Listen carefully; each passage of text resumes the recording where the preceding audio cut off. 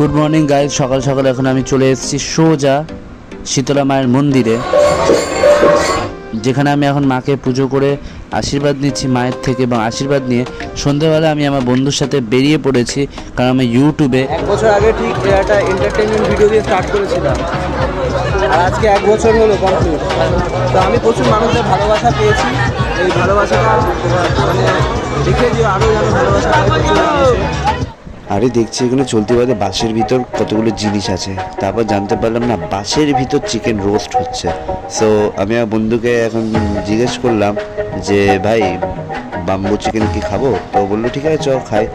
আর guys এই যে বেরালো bamboo chicken, ও যা খেতে না গাইস, প্রচুর টেস্ট। যতক্ষণ আমি ঠান্ডা কোল্ড ড্রিঙ্কস খাই, তোমরা সবাই ভিডিওটা লাইক করে দাও, শেয়ার করে দাও এবং কমেন্টে বলে কেমন হলো এবং চ্যানেলটা সাবস্ক্রাইব করে দাও গাইস।